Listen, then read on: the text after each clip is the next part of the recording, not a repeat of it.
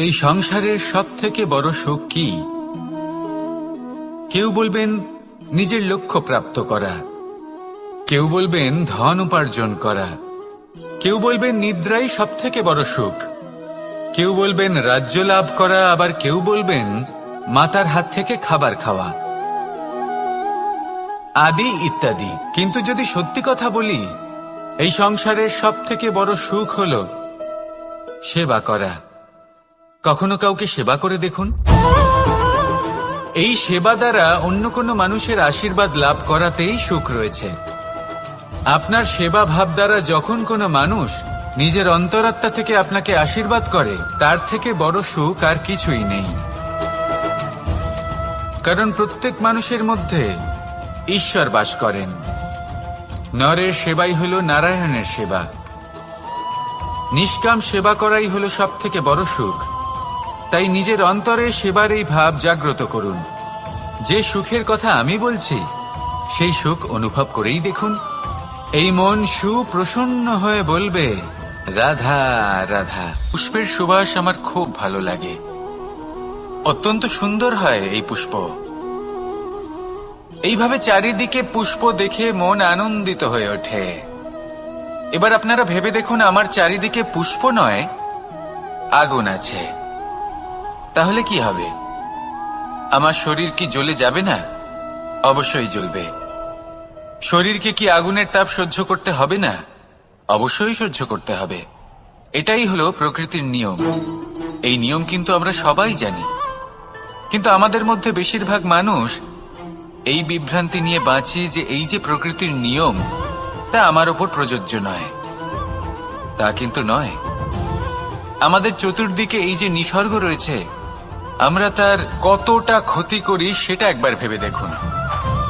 আমরা বনাঞ্চল জ্বালিয়ে দিই, বায়ু দূষিত করি, জল দূষিত করি, প্রাণীদের হত্যা আমরা করি।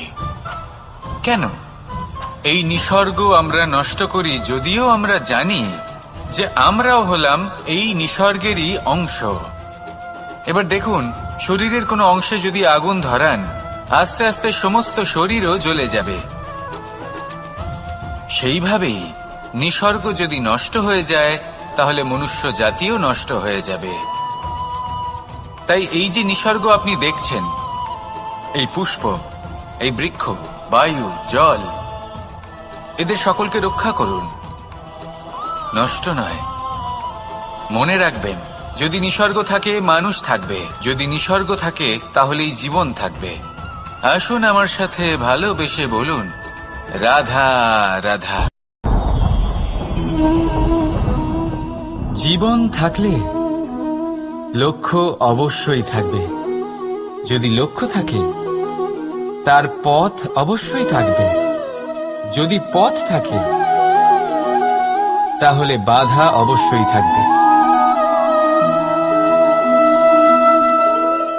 আর এর ওপরেই নির্ভর করে যে আমরা জীবনে সফল হব না অসফল, পুরস্কারের ভাগীদার হব নাকি তিরস্কারের। মনে করুন, আপনাকে একটা কাজ করতে হবে, আপনাকে পর্বত আরোহণ করতে হবে, আর সেই পথের ঢাল আপনাকে একাধিকবার ফেলে দেবে। পাথর আপনাকে একাধিকবার আহত করবে। এই অবস্থায় কি করবেন? সাধারণ মানুষ বেছে নেয় প্রতিশোধ। সেই পর্বতকে নষ্ট করে দেওয়ার চিন্তা ভাবনা করে, তার ভিতকে নড়িয়ে দেওয়ার কথা ভাবে সেই মানুষ। কিন্তু তাই জীবনে প্রতিশোধ নয়, পরিবর্তন বাছুক। বদলা নয়, বদল বেছে নিন। আপনার বাধা আপনার বন্ধু হয়ে যাবে। রাধা রাধা। এই সংসারে সবাই বলেন, আমি অর্জুনের মতো হয়ে উঠতে চাই। সবাই চায় যে তারাও যেন অর্জুনের মতো গান্ডীব লাভ করে। তারাও চায় যে তাদেরকেও মহাদেব এসে পশুপতি অস্ত্র দান করবেন। তারাও এটাই চায় মহাভারতের মতো মহাসংগ্রামে বিজয়ী হতে।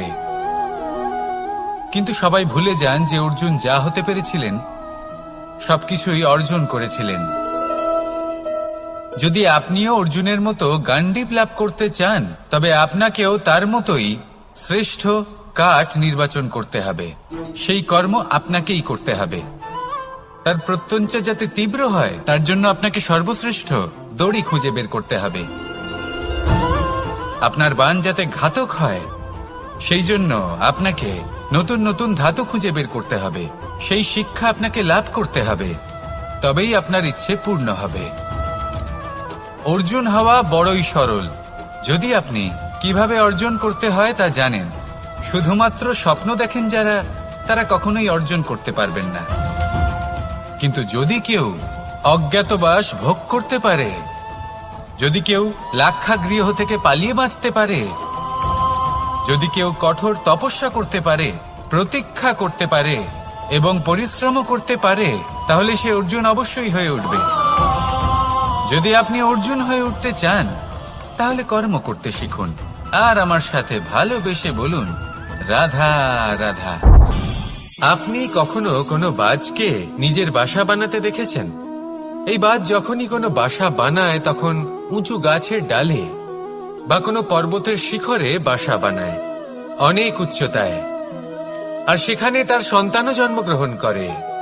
যখন এই সন্তানেরা জন্মায়, তখন এই বাজ খুবই ভালোবেসে এবং খুব সাবধানে এদের পালন পোষণ করে। নিজের ঠোঁট দিয়ে তাদের ঠোঁটে খাবার পরিবেশন করে।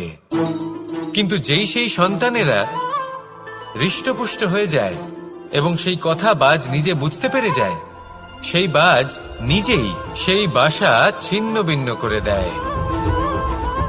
সেই সন্তান যাদের সবেমাত্র ডানা গজিয়েছে, কিভাবে উড়তে হয় তারা জানে না, সেই সন্তানগুলিকে উচ্চতা থেকে ঠেলে দেয়। সেই সন্তান প্রথমে ভয়ভীত হয়ে যায়। তারা সামনে মৃত্যুকে দেখতে পেয়ে ভয়ের কারণে তাদের ডানা ঝাপটাতে থাকে, আর সেই প্রক্রিয়াতেই সেই সন্তানগুলি উড়তে শুরু করে দেয়। এবার এই ঘটনায় আমরা কি শিক্ষা পেতে পারি? এটাই, যদি আপনি মাতা পিতা হন, তাহলে নিজের সন্তানকে অবশ্যই স্নেহ করুন, কিন্তু তাদেরকে নিজের আঁচলের তলায় বেঁধে রাখবেন না। যদি আপনি চান আপনার সন্তান জীবনে উন্নতি করুক, তাহলে নিজের মুঠো থেকে তাদের স্বতন্ত্র করে দিন। এই সংসারে সংঘর্ষ করতে দিন। সেই সন্তান নিজেই বুঝতে পারবে যে জন্মের সময় পাওয়া ডানা কি করে ব্যবহার করতে হয়। আর আপনার চোখের সামনে আপনার সন্তান এই আকাশে উড়তে থাকবে। তাহলে আসুন আমার সাথে ভালোবেসে বলুন, রাধা রাধা। সমস্ত মানুষের জীবন কিছুটা সমান হয়। মানুষ জন্মগ্রহণ করে, তারপর চলতে শেখে, জীবনে এগিয়ে চলে, বার্ধক্য লাভ করে, তারপর সমাপ্ত হয়ে যায়। কিন্তু সেই ব্যক্তিরা কারা যারা প্রকৃত অর্থে মনুষ্য জীবন যাপন করেন? এনারা হলেন সেই ব্যক্তি যারা পড়ে গেলেও আবার উঠে দাঁড়ানোর চেষ্টা করেন, নিজের ভেঙে পড়া অস্তিত্বকে আগলে নিয়ে আবার একটা আকার দেবার চেষ্টা করেন, ভগ্ন আশাকে আবার একটা নতুন দিশা দেন। অসফল হওয়ার পরেও থামেন না, আবার এগোতে থাকেন। অসফল হওয়ার পরে যদি আপনি থেমে যান, তাহলে সাফল্য আপনার সামনে অপেক্ষা করে, কিন্তু আপনি তা দেখতে পান না। তাই জীবনের সংঘর্ষে অংশগ্রহণ করতে শিখুন। জীবনের সংঘর্ষ থেকে পালাবেন না। আসুন আমার সাথে ভালোবেসে বলুন, রাধা রাধা। একবার একটা শেয়াল বনে বিচরণ করছিল। ও একটা ছোট্ট শাবক দেখতে পেল। ও ভাবল, আজ একেই আমি খাবার হিসেবে গ্রহণ করব। আশেপাশে দেখলো কেউ দেখছে না তো, কেউ ছিল না, আর সেই শাবকের ওপর আক্রমণ করল, যা হলো একটা ঘোর অপরাধ। বনের নিয়ম অনুসারে আপনি কখনোই শাবকের ওপর আক্রমণ করতে পারেন না। তারপর এই খবরটা যখন রাজা সিংহ জানতে পারলেন, সভার আয়োজন করলেন। কিন্তু সেখানে শেয়াল বলল, আমি তো এরকম কিছু করিনি। কিন্তু যদি আপনি এরকম বলেন, কোনো প্রমাণ দিন, এর কোনো সাক্ষী আছে? তখন রাজা সিংহ পেঁচাকে ডেকে পাঠালেন, যে সেই মুহূর্তে বৃক্ষের শাখার ওপর বসেছিল। সে সব কিছু দেখেছিল। পেঁচা সব সত্যি কথা বলল, আর শেয়ালকে মৃত্যুদণ্ড দেয়া হলো। এবার এই কাহিনী আমি আপনাকে কেন শোনালাম? কারণ মানুষও কখনো কখনো এরকম কর্ম করেন যা শিয়াল করেছে। এটা ভাবেন কেউ দেখছে না, যখন আমি অনুচিত কর্ম করতেই পারি। কিন্তু না, আপনি যাই করুন না কেন কেউ না কেউ অবশ্যই তা দেখছে। কোনো ব্যক্তি না হলেও কোনো প্রাণী, না হলে কোনো যক্ষ বা দেব বা প্রেত। যদি এনারা কেউ না দেখেন তাহলে ধরিত্রী মাতা দেখেন, যেখানে দাঁড়িয়ে আপনি সেই কর্ম করছেন, তাই না? তাই একটা কথা সবসময় মনে রাখবেন, কে দেখছেন কে দেখছেন না সেই বিষয়ে ভাবা ছেড়ে দিন। এটা খুব সহজ কথা। আপনি যদি উচিত কর্ম করেন উচিত ফল পাবেন, যদি অনুচিত কর্ম করেন তাহলে আপনি অনুচিত ফল অবশ্যই পাবেন। সেই জন্য উচিত পথে চলতে থাকুন, উচিত কর্ম করতে থাকুন, আর আমার সাথে ভালোবেসে বলুন রাধা রাধা। সংসারে সবচেয়ে পবিত্র মানা হয় গঙ্গা জলকে। কখনো ভেবে দেখেছেন কেন? কারণ গঙ্গা জলের আবির্ভাব অত্যন্ত শুদ্ধ হয়, তার জন্ম শুদ্ধ হয়, যেখান থেকে তার শুরু সেটাই শুদ্ধ হয়। আর শুরুটা শুদ্ধ হওয়া অত্যন্ত আবশ্যক। আমাদের জীবনে সবই শুরু হয় আমাদের ভাবনা থেকে। নিজের ভাবনাকে শুদ্ধ রাখুন, কারণ এই ভাবনা থেকেই আবির্ভাব হয় শব্দের। আপনার শব্দ শুদ্ধ রাখুন। এই জীবনে নিজের ভাবনা শুভ রাখলে, শুদ্ধ করলে আপনার মন সুপ্রসন্ন হয়ে বলবে রাধা রাধা।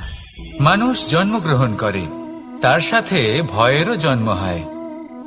ছোটবেলা থেকেই আমাদের মনে কোনো না কোনো প্রকারের ভয় থেকেই যায়।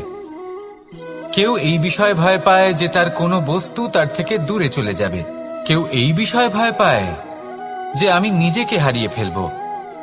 কেউ এই ভেবে ভয় পায় যে আমার প্রিয়জনেরা তারা যেন আমার থেকে দূরে না চলে যায়।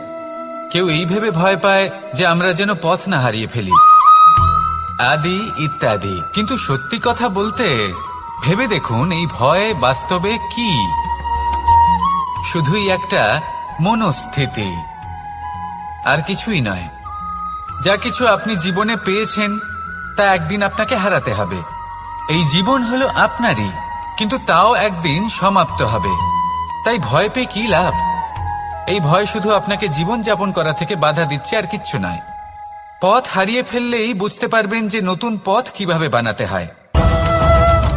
কিছু মানুষকে জীবন থেকে হারালে তবেই আপনি বুঝবেন যে আপনার আপনজনকে। এই ভয়ের কারণে ভীত হয়ে থাকবেন না। এই তারা নক্ষত্র অন্ধকারের অভাবে গুরুত্ব হারায়। শিবকেও মহাদেব হওয়ার জন্য বিষ পান করতে হয়েছিল। প্রত্যেক পরিস্থিতি, প্রত্যেক সাফল্য আপনার পরীক্ষা নেবে, তাতে উত্তীর্ণ হওয়া হলো আপনার কর্ম। যখনই আপনি ভয় পাবেন বা সংকটের সম্মুখীন হবেন, তখন সাহসের সাথে তার সম্মুখীন হন। মনে রাখবেন, যে সম্মুখীন হতে জানে সাফল্য তার সাথে সবসময় থাকে। আসুন আর আমার সাথে ভালোবেসে বলুন রাধা রাধা। আমাদের হাতটা দেখুন। এই হাতে 5টা আঙুল আছে, যা ভিন্ন ভিন্ন ধরনের। একরকম কেন নয়? কারণ হলো প্রত্যেকের নিজের নিজের গুরুত্ব আছে, নিজের নিজের মাহাত্ম্য আছে। এরা ভিন্ন, তাই একত্রিত হয়ে মুষ্টিবদ্ধ করা সম্ভব, যার দ্বারা আমরা আত্মরক্ষাও করতে পারি, আবার আক্রমণও করতে পারি। যদি 5টি আঙুল সমান হতো তাহলে মুষ্টিবদ্ধ হতে পারত না, নিজেদের মধ্যে বিভ্রান্তির সৃষ্টি করত। এবার এরকমই কিছু আমাদের সংসারেও হয়। আমাদের দেশ, যেখানে একটি ভূমির ওপর ভিন্ন ভিন্ন ধর্মের মানুষ বাস করেন, ভিন্ন ভিন্ন জাতি, ভিন্ন ধর্ম, ভিন্ন ভাষা। কিন্তু যদি আমরা এটা ভাবি যে কিভাবে এই দেশকে কল্যাণের পথে নিয়ে যাওয়া যায়, কিভাবে এর বিকাশ করা সম্ভব, তাহলে আমাদের একত্রিত হওয়া শিখতে হবে। যেইভাবে 5টা আঙুল একত্রিত হয়, মুষ্টিবদ্ধ হয়, সেইভাবেই আপনার যে ভাষাই হোক, যে ধর্মই হোক, যে জাতি হোক না কেন, ঠিক আছে, আবশ্যক হলো আপনার নিজের কর্মভূমির সাথে, আপনার ধরিত্রীর সাথে যুক্ত থাকা, সাথে থাকা। তবেই দেশের উন্নয়ন সম্ভব, তবেই এই দেশ স্বতন্ত্র থাকবে, সফল হবে, আর এই মন প্রসন্ন হয়ে বলবে রাধা রাধা। যদি আমি আমার চোখ বেঁধে কোনো একটা নির্দিষ্ট দিকে নিজের সমস্ত শক্তি প্রয়োগ করে ছুটে যাই, তাহলে কি হবে? আমি কোথাও ধাক্কা খেতে পারি, নিজের ক্ষতি করতে পারি, কোথাও পড়ে যেতে পারি, তাই না? অর্থাৎ এটা নিশ্চিত এই কাজ আমার করা উচিত নয়। কিন্তু আজকের দিনে প্রত্যেকটা মানুষ এই কাজই করছেন, তাই না? কোনো কাজ করার পূর্বে সেই কাজের বিষয়ে সম্পূর্ণ তথ্য কোথায় সংগ্রহ করছেন? শুধু এটুকু জানেন যে এই কাজটা করলে কত ধন অর্জন করবেন আর কত নাম হবে, আর ব্যাস সামনে এগিয়ে যান। এটা উচিত নয়। পূর্ণরূপে যে কোনো কাজ করার আগেই সেই কাজের বিশ্লেষণ করে নেওয়া উচিত, তা বুঝে নেওয়া উচিত এবং সেই বিষয়ে অবশ্যই খেয়াল রাখা উচিত যে আপনার শরীর এবং আপনার মন এই কাজ করার জন্য কি প্রস্তুত রয়েছে। যদি তা না হয় তাহলে প্রথমে নিজেকে শুধরে নিন, তারপরে সেই কাজ করুন। যদি এইভাবে জীবনে সামনে এগোন তাহলে সাফল্যের সম্ভাবনা জীবনে অনেক বেশি বেড়ে যাবে। তাহলে এটাই করুন আর আমার সাথে ভালোবেসে বলুন, রাধা রাধা। এই সংসারে সাফল্য লাভ করার জন্য জ্ঞানের প্রয়োজন হয়, পরিশ্রমের প্রয়োজন হয়, দৃঢ় নিষ্ঠার প্রয়োজন হয়, নিরন্তর চেষ্টা করা প্রয়োজনীয়। কিন্তু আরো কিছু আছে যা অত্যন্ত প্রয়োজনীয় এবং গুরুত্বপূর্ণ। তা হলো ভালো বন্ধু। তাদের থাকা অত্যন্ত প্রয়োজনীয়। যদি ভালো বন্ধু থাকে তাহলে সময় এলে তারা ঢাল হয়ে আপনাকে সুরক্ষা করবেন। সময় এলে অস্ত্রের মতো শত্রুকে সংহারও করবেন। যদি তিনি জ্ঞানী হন, তাদের মধ্যে সদ্গুণ থাকে, তাহলে এই সব গুণ আপনার মধ্যেও প্রবেশ করবে। তাহলে সাফল্যের জন্য ভালো বন্ধু পাওয়া অত্যন্ত প্রয়োজনীয়। কিন্তু শুধু বন্ধু কেন, ভালো শত্রুও থাকা প্রয়োজনীয়। এবার আপনি ভাববেন, এ আমি কি বললাম? যদি আপনার জীবনেও ভালো অর্থাৎ শক্তিশালী শত্রু থাকে তাহলে আপনিও শক্তিশালী হতে থাকবেন। এই শত্রু আপনাকে প্রেরিত করবে আরো বেশি শক্তিশালী হয়ে ওঠার। কখনো কোনো হরিণকে দেখুন, তীব্র গতিতে দৌড়তে থাকে। কেন তীব্র গতিতে দৌড়য়? এই কারণে নয় যে কোথাও তার জন্য মধুর ঘাস অপেক্ষা করে রয়েছে, না। সে এই কারণে তীব্র গতিতে দৌড়য় কারণ সেটা না করলে তার পেছনে একটি সিংহ আছে যে ওকে নিজের ভোজন করে ফেলবে। তাই জীবনে বিপদ, সংকট এই সবকিছুও হলো অত্যন্ত গুরুত্বপূর্ণ। তার সম্মুখীন হতে শিখুন আর আমার সাথে ভালোবেসে বলুন, রাধা রাধা রাধা।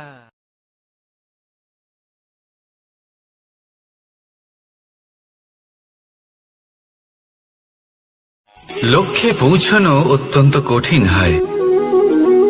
কেউ ভাবেন যে কেন এত কঠিন হয়, কেন এত কষ্ট করতে হয় লক্ষ্যে পৌঁছানোর জন্য। এই লক্ষ্য সরলভাবে কেন আমার কাছে চলে আসে না? চলুন আপনাকে একটা কথা বলি, যদি আপনার লক্ষ্য কঠিন না হয় তাহলে তাকে পাওয়া আপনার পক্ষে অসম্ভব হয়ে উঠবে। লক্ষ্যে পৌঁছানোর এই রাস্তায় আপনি যে কড়া রোদের সম্মুখীন হন, যার থেকে আপনি দূরে পালাতে চান, সেই রোদ আপনাকে প্রেরণা যোগায় যে আপনি এগোতে থাকুন। ভাবুন একজন যাত্রী যে কিনা নিজের লক্ষ্যের দিকে যাচ্ছেন, সেই পথে উনি যদি একটু ছায়া পেয়ে যান আর উনি ওখানে বিশ্রাম নেন, তাহলে তার সাথে তার ভাগ্য গভীর নিদ্রায় সেখানে বিলীন হয়ে যায়। তাই পরিশ্রমের কড়া রোদের থেকে কখনো দূরে পালাবেন না। জীবনে শুধু সামনে এগোতে থাকুন দৃঢ়তার সাথে। আর লক্ষ্য সরল হোক, কঠিন হোক বা অত্যাধিক কঠিন হোক, একটা কথা মনে রাখবেন, যে জীবনের লক্ষ্যে পৌঁছতে পেরেছে সে লক্ষ্য প্রাপ্তির জন্য আফসোস কখনোই করে না। রাধা রাধা। ধৈর্য, এই ধৈর্য কি কোনো গুণ, কোনো অনুভূতি, কোনো দৃষ্টিভঙ্গি? আমার জন্য ধৈর্য এক বাহন। আপনি হয়তো ভাবছেন এই কেমন বাহন? বাহন তো ঘোড়া হতে পারে, হাতি হতে পারে, উটও হতে পারে, কিন্তু ধৈর্যকে বাহন বানানো মানে? চলুন আপনাকে একটা কথা বোঝাই। পৃথিবীতে এমন কোনো বাহন নেই যে তার আরোহীকে আছড়ে ফেলেনি। সেটা উট হোক বা হাতি হোক বা ঘোড়া হোক, চলতে চলতে কখনো নড়বড় করেই বসে। তারপর সেই আরোহী পড়ে কারোর পায়, তারপর পড়ে তার নিজের নজরে। কিন্তু ধৈর্যরূপী বাহন কখনো কাউকে ফেলে না, কখনো না। না সেই আরোহী কারোর পায়ে পড়ে, আর না তো নিজের নজরে। কারণ ধৈর্য আপনাকে বিবেক প্রদান করে, বিবেক আপনাকে পরিকল্পনায় সাহায্য করে, আর পরিকল্পনা প্রদান করে আপনাকে শক্তি, আপনার লক্ষ্যের দিকে অগ্রসর হওয়া। বুঝলেন? ধৈর্যকে সঙ্গে রাখুন, নিজেকে আরো ধৈর্যশীল করে তুলুন। এই ধৈর্যের সাহায্যে আরোহণ করে দেখুন কিভাবে এই বাহন আপনাকে আপনার গন্তব্যে পৌঁছে দেবে। রাধা রাধা। সংসারে এমন একটা ভ্রান্ত ধারণা রয়েছে যে সবকিছু ভাগ্যের দ্বারা পাওয়া যায়, কিন্তু ভাগ্য, প্রারব্ধ এ তো সকলের জন্যই সমান হয়। এটা তো ব্যক্তির উপরে নির্ভরশীল হয়, তার আকাঙ্ক্ষার উপরে নির্ভরশীল হয়, বাসনার উপরে নির্ভরশীল হয়, স্বভাবের উপরে নির্ভরশীল হয় যে উনি সেটা নিয়ে কি করেন। দেখুন, এই প্রসাদ কিন্তু সকলকেই দেওয়া হয়, কিন্তু তা গ্রহণ করবেন কিভাবে সেটা ব্যক্তির উপরে নির্ভর করে। আপনাকে এক উদাহরণ দিই। যেমন ধরুন, দুজন মানুষকে আমি একটা করে মাটির ডেলা দিলাম, সেটা নিয়ে তারা কি করবেন? একজন মানুষ তার ছোট ছোট ডেলা বানাবেন আর পথযাত্রীদের ওপরে ছুঁড়ে মারবেন, হাসি ঠাট্টা করবেন, তাদের বস্ত্র নোংরা করে দেবেন, সেটাতেই উনি আনন্দ পাবেন। অন্যদিকে দ্বিতীয় ব্যক্তি সেই মাটির ডেলা দিয়েই নিজের জন্য একটা কুঁড়ে ঘর বানাবেন, সেই কুঁড়ে ঘর যা রোদেতে, বৃষ্টিতে, ঝড়ে তাকে সুরক্ষিত রাখবে। অনুভূতি, এই অনুভূতি বদলাতে শিখুন। এই অনুভূতি অত্যন্ত গুরুত্বপূর্ণ। ভালোবাসাতেও এই অনুভূতি হলো অত্যন্ত গুরুত্বপূর্ণ। ভালোবাসা সে বন্ধুর সাথে হোক, মা বাবার সাথে হোক, ভাই বোনের সাথে হোক, স্ত্রীর সাথে হোক, যে কারোর সাথে হোক। মনে রাখবেন, এই হলো সেই অনুভূতি যা আপনার ভাগ্য নির্ধারণ করে থাকে। তাহলে আসুন আমার সাথে প্রেমের অনুভূতি নিয়ে বলুন, রাধা রাধা।